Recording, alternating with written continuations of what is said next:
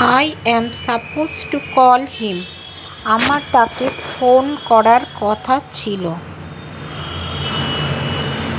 মানে একটা প্ল্যান ছিল আমার। I was suppose two call him. I was suppose two call him but I did not. আমার তাকে ফোন করার কথা ছিল কিন্তু কথা করা হয়নি। I should have call him but I could not. মানে আমার তাকে ফোন করা উচিত ছিল কিন্তু আমি পারিনি করতে। I was to call him. আমার ফোন করার কথা ছিল। I was to call him. Suppose to, should have, was to. বোঝা গেল? তার মানে কি হচ্ছে? সাপোজ টুতে বোঝাচ্ছে যে কোনো একটা রুল ছিল, তোমাকে রুল অনুযায়ী করতে হতোই। I should have called him but I could not. মানে এখানে উচিত বোঝাচ্ছে, তোমার উচিত করা উচিত ছিল। I was to call him. আমার তাকে ফোন করা উচিত ছিল। I was mean to go out but I can not go anywhere. I have got a severe cramp in my leg.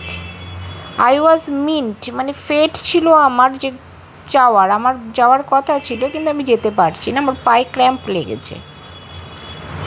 I was mean to meet my friend at 10 AM but my train was delayed. Meant মানে আমার হওয়ার কথাই ছিল। I was mean to finish this report by Friday but I got sick. মানে rule মতো করতে হবে তা না, কিন্তু করার কথা ছিল, মানে আমার ফেট ছিল। সেইভাবেই বোঝানো হচ্ছে mean to. I was mean to bring the dessert for the party but I completely forgot it at home.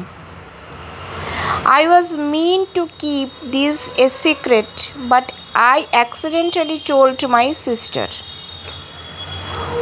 We were not just colleagues.